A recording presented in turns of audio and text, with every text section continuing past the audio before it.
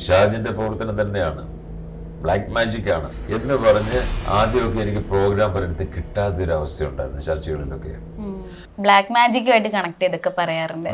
അങ്ങനെ സാറിന് അലിഗേഷൻസ്? ഞാൻ പറഞ്ഞില്ലേ, വർഷങ്ങൾക്ക് മുമ്പ് ഞാൻ ഒരു 30 വർഷം മുമ്പാണ് ഗൾഫിലെ ജോലി കളഞ്ഞിട്ട് ഞാൻ നാട്ടിലേക്ക് വരുന്നത്. അന്ന് എൻ്റെ വീട്ടിൽ ഞാൻ ഇത് പ്രോഗ്രാമൊക്കെ സ്റ്റാർട്ട് ചെയ്ത് റിഹേഴ്സൽ ആരംഭിച്ചു. 1 വർഷം കൊണ്ട് എല്ലാം സെറ്റാക്കി.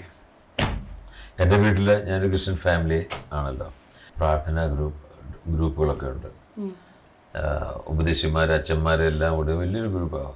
10-30 പേരെങ്കിലും പ്രാർത്ഥനയ്ക്ക് വീട്ടിൽ കൂടുന്ന എല്ലാ വെള്ളിയാഴ്ച പ്രാർത്ഥനയുണ്ട്.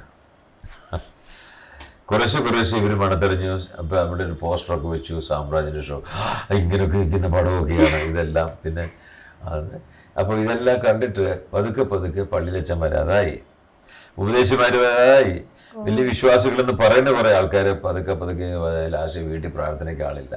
എന്താ പറയുക, അവരങ്ങ് ഗസ് ചെയ്യുകയാണ്. അല്ലെങ്കിൽ ഇതെങ്ങനെ, ഇത് പിശാചിൻ്റെ പ്രവർത്തനം തന്നെയാണ്, ബ്ലാക്ക് മാജിക് ആണ് എന്ന് പറഞ്ഞ് ആദ്യമൊക്കെ എനിക്ക് പ്രോഗ്രാം പലയിടത്ത് കിട്ടാത്തൊരവസ്ഥ ഉണ്ടായിരുന്നു ചർച്ചകളിലൊക്കെ. പ്രോഗ്രാം ബുക്ക് ചെയ്ത പലതും അവിടുത്തെ മറ്റുള്ള അധികാരികളാകാം, വിശ്വാസികളെന്ന് പറയുന്ന ആൾക്കാർ അതൊക്കെ തടസ്സപ്പെടുത്തി നമുക്ക് ആ പ്രോഗ്രാം, പള്ളിക്ക് പണം ഉണ്ടാക്കണേ, പിശാചിൻ്റെ പ്രവർത്തനമാണോ വെക്കുന്നതെന്നൊക്കെ പറഞ്ഞ് എൻ്റെ പ്രോഗ്രാം ഒക്കെ ക്യാൻസൽ ചെയ്ത ചരിത്രങ്ങളുണ്ട്. ക്യാൻസൽ ചെയ്തു. പക്ഷേ ഇപ്പോൾ ഞാനെന്ന് പറഞ്ഞിട്ട് കാലം മാറി, കാലത്തിൻ്റെ മാറ്റം.